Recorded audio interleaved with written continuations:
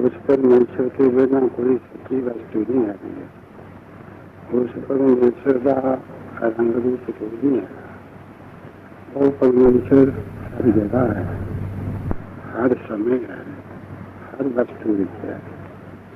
वो परमेश्वर मनुखा दे विच मिलता, फिर नहीं मिलता है। उस परमेश्वर को पाने करके किसी वस्तु की पाने की इच्छा नहीं रही है। उन्होंने जानने करके किसी के जानने की इच्छा नहीं रही है। उस परमेश्वर के ऊपर और कोई परमेश्वर नहीं है। तो परमेश्वर सुख रूप है, बाकी माया के प्रपंच दुख रूप है। वो परमेश्वर सत्य है, बाकी सब असत है। वो परमेश्वर नित्य है, बाकी सब अनित्य है। वो परमेश्वर शुद्ध है, बाकी सब अशुद्ध है। हे मानस जन्म सानू परमेश्वर की प्राप्ति करने वास्ते और संसार की निवृत्ति करने वास्ते मिला है। तो ही परावत मनुख दे हरिया गोविंद के ते बढ़िया। जिस वक्त को लैन तू आया राम नाम संतन कर पाया। यहाँ को आए सोई की हजो हर गुरते मनो बसेरा। निज कर मैल पाओ सुख सजे बहुत हो गुफेरा। दुनिया भी संसार की चीज़ा है, पुत्र स्त्री धन दौलत 84 लाख दुनिया की मिल जानी। लेकिन जरा परमेश्वर का मिलना है, ये मनुखा दे विच मिलता है। और किसी जून विच आत्म ज्ञान की प्राप्ति नहीं होनी चाहिए। आत्म ज्ञान है नो द सेल्फ, अपने स्वरूप को समझना मैं कौन हूँ ये समझना है। ये मनुखा दे विच ज्ञान होना जो केवल मुक्ति है परमात्मा में शहीद होना, तो बिना ज्ञान से नहीं मिल जाएंगे। इस कारण इस मनुखा दे विच जरूरी काम किए, कंपल्सरी सब्जेक्ट किए है, मुख्य प्रयोजन किए परमात्मा की प्राप्ति और संसार की निवृत्ति करनी है।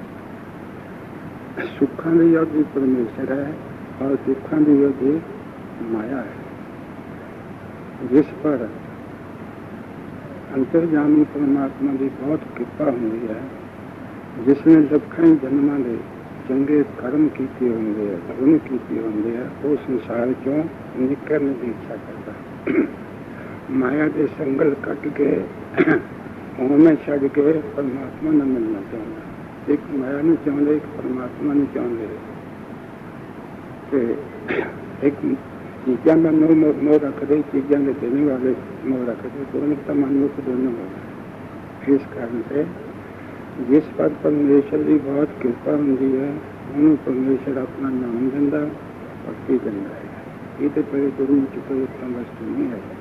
तुसी किसी संता महात्मा ने पूछो, महाराज सारी दुनिया में उत्तम वस्तु की है, सबसे चंगी वस्तु की है? परमात्मा का नाम ब्रह्म ज्ञान।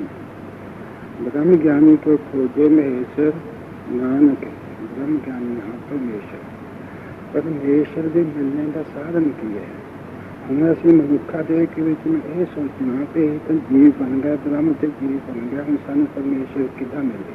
जिंदगी गल्लां नहीं सोचनिया, संसार दी गल्लां नहीं सोचनिया, पुत्तां धीआं दी गल्लां नहीं सोचनिया। असी ये सोचना है कि जन्म मरण संसार से कैसे छूटिए मिलते वही मक्षु विचारिए यही विचारे।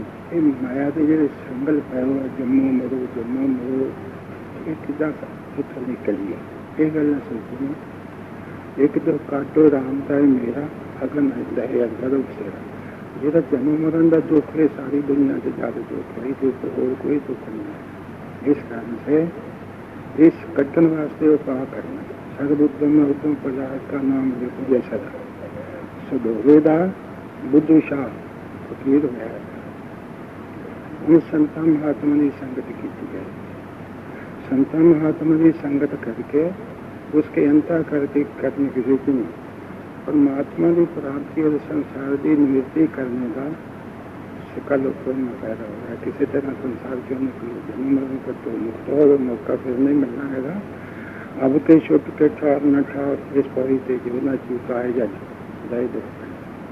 मन विच बुद्धि शाह फकीर सोचता है पिछे मैंने लखन जन्म पाए, कई जन्म पिछे पाए, कई जन्म पर कीट पतंगा, कई जन्म गजनी करूँ तो मनुखा के पिछे भी मिली होगी, मैंने कि मैं गुआती रही रसी लख जन्म ते सतगुर मम बेरी कटो निज बेरी प्रचार, ये बेरी पर है सफल दिन बेरी का पार। ये भाई संतोष सिंह जी 10वें पिता जी का मंगल करते हैं। ये सतगुरु मेरी बेरी कटो जन्म मरण, मैनू आत्मा का ज्ञान कर, मैनू संसार क्यों कटो, मेरा हिसाब ना देखो, मेरे पुण्य पाप ना देखो, मैनू पागल से पार करो। यो ही बुद्धि छाप मन के बीच में सोच रहा है कहाँ संस्थान के बीच में बेरा बन न सको, बंधन की बेला बेरा न है आत्म ज्ञान का, वो मैनू होया नहीं ते बेरा होना है। मैं तो बुरो पैसे लगना आया किसी काम वास्ते करता खुद है ते मैं तो आज लखा जन्म मेरा ला लिया बोले जन्म थोड़ी वाले आ रहे हो रात को आई सोए के सुबह आया खाए हीरो जैसा जन्म कॉपी बन जाए। मेरे मैनू मनुखा से मिली है, अगे भी कई बार मिली है, मैनू ज्ञान नहीं होया, मैं महाराज का हुक्म नहीं मनिया है। फिर 84 भी चले जाता रहा, फिर 84 लख दुनिया तो होकर मनुखा से मिली है। हूँ मैं किसी ढंग तरीके इस संसार को निकल जाऊँ दुदूषा फकीर के मन के बीच में तरती पर तर विराग पैदा हो गया। तो महात्मा के मिलने का जो बलवान साधन है वो विराग है।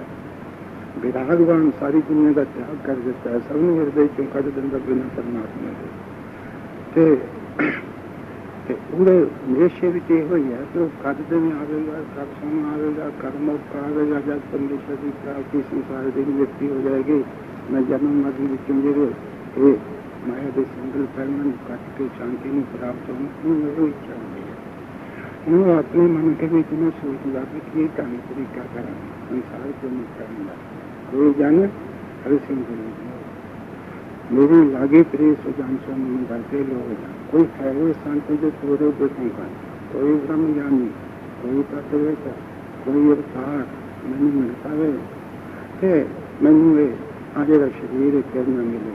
ये तो बोलता चलता जीव है समाप्ति हो जाए, मैं जीव से ब्रह्म बन जाऊँ, कोई संत महात्मा में नहीं मिले। ऐसा मन के बीच में बुद्धूषा सोच रहा है कई बेरा जल धारा करता, कई बेरा चुनी तपदा, कई बेरा शरीर मंगो भुखा रहना जंगलों च फिरता।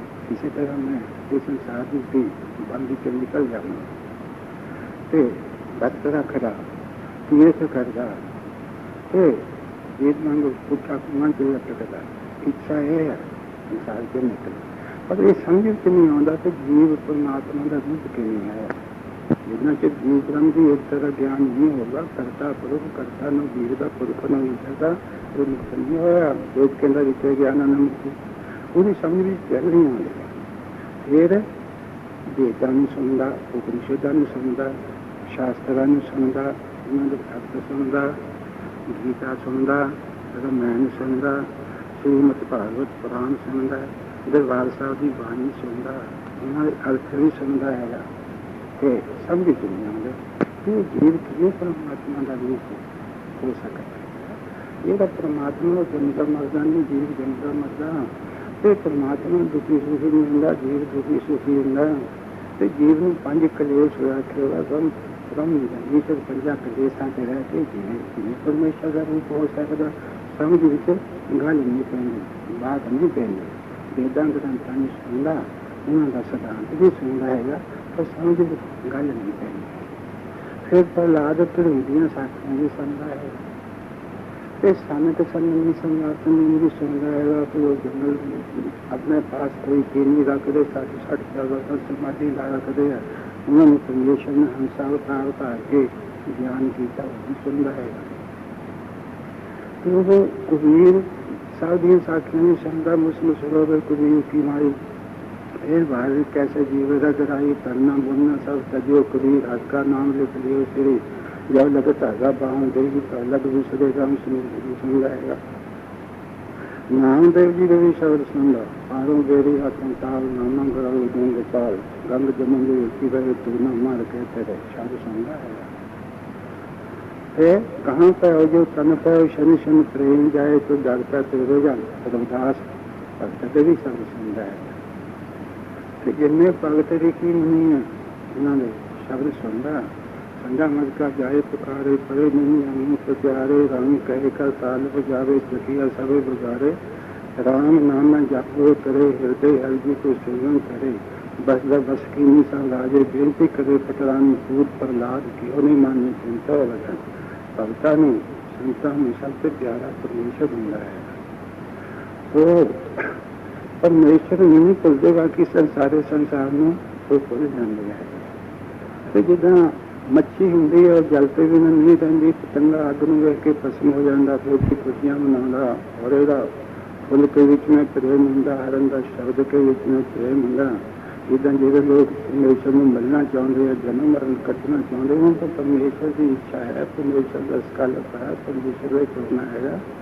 तो संसार को तो निकलना चाहते माया दियां संकलों बुद्धिशा पुरीश बुद्धिशा ने सुनिया अपने मंसूर का भी सुनिया तो सूली से चढ़ गया उत्थे भी है ना कि शब्द जपदा से तो समुद्रे की पुची खालो टाल दी उत्थे भी वो खुदाष्टम जपदा से इन्नी प्रेमी होगा परे तो परे संसार के इतने पंथ लोग हो गए वो सुनता अपने रूपमती दास मारे नाल जीवते है कि वो पढ़ता गावे को तान हो किसी का कितना प्रेम हो भाई ब्याह में दोस्ती जी पा के प्रभु के शरीर गर्भ न बसे प्रभु के शरीर कितना प्रेम हो मेरा दुखों में भी परमेश्वर ने नाम पर लाए तब तो बह जाना है दुखों में भी परमात्मा ने चेते करता रहे इस कारण से बुद्धिशा फकीर संसार क्यों निकलना चाहता जन्म मरण कटना चाहता जीव के ब्रह्म बनना चाहता ब्रह्म ज्ञान हासिल करना चाहता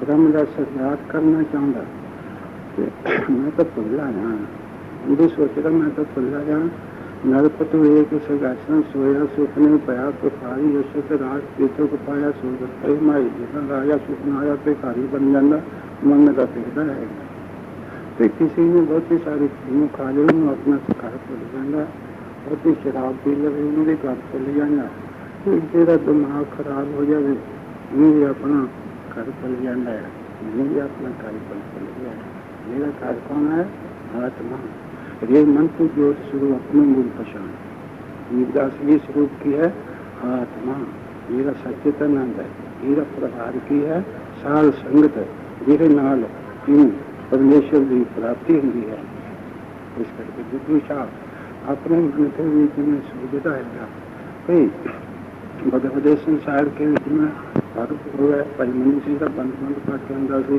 फिर भी महाराज ने चिंतन करता अंतर्जामी परमात्मा ने चेते कर रहा है फिर वो भाई जो बुद्धिशा है वो सारे वेदांत ग्रंथों भी सुनता वो भक्तों या साखियों भी सुनता तीर्थ भी करना यात्रा भी करना लेकिन परमात्मा समझ नहीं आता परमात्मा की वस्तु है ये तो परमात्मा का नाम है वह स्वरूप परमात्मा से वखरा होंगे परमात्मा का जो नाम है तो मैं ने रखा है उनका जो स्वरूप है वो इस नाम से वखरा है वो अनाम है अनाम का मतलब परमात्मा का कोई नाम नहीं ये तो माया ने रखे संत महात्मा ने रखे परमात्मा के ज्ञान करने वास्ते नाम जो रहेगा नाम के रूप सच्चे नहीं होंगे असली स्वरूप जो परमात्मा का आंदा वो सच्चा होंगे बुद्धिशाली समझ च नहीं आता है राज क्या है श्री रामचंद्र दियां साखियां सुनता ते श्री रामचंद्र अपनी जटा नाल हीरन के चरण पूंज के मत्थे नूं लाउंदे हैगे ते पूरे चरण धो के पंपा सर विच पाउंदे हैगे ते ओ हीरन नौरा प्रकार जी भक्ति दसते हैं पूरे झूठे वेद खाते हैं ये श्री रामचंद्र की साखियां सुनता है उन्होंने हनुमान जी को ज्ञान कर दिता भीषण को ज्ञान कर दिता लक्ष्मण को राम गीता विच ज्ञान कर दिता सुनता साखियां बुद्धि शब्द के ये भी सुनता कृष्ण को आना अर्जुन कुरुक्षेत्र के मैदान के बीच में गीता सुना के निर्मोह कर देता और सुदामी ने चाल देते तो धर्म अर्थ काम मोक्ष चारे उसको बख्श देते ये साखियां सुनता है लेकिन परमात्मा समझ कुछ नहीं आता। ब्रह्म की वस्तु है, आत्मा की वस्तु है, साखी चेतन की वस्तु है, मैं कौन हूँ ये समझ कुछ नहीं आता। ये हम जो सोचे ज्ञान की दूजी भूमिका, मैं कौन हूँ, कितों आया, कितों जाना, काले वास्ते मनुखा से मिली हैगी, ये सोच नहीं गल। दरबार साहब की लिखा, बेटा भी लिख, मेरा कौन है, मेरे नाल आया कौन है, मेरे नाल जाना किसने है, कौन से संसार के विच में वस्तु जेदे करके मैं सही शांत रहा, सोचन वाली है। गुरुद्वारे जाके संता महात्मा पर जाके यही गल्लां सोचनियां मनुखा दे के विच में, तो बाकी सोचना हो जो सोचने लगेगा, बाकी चीज़ों का सोचने का फायदा ही संसार के विच में कोई नहीं है। वो बुद्धू सा अपने मन के विच में सोचता, फिर सोचता कि गुरु नानक साहब की जाएगा।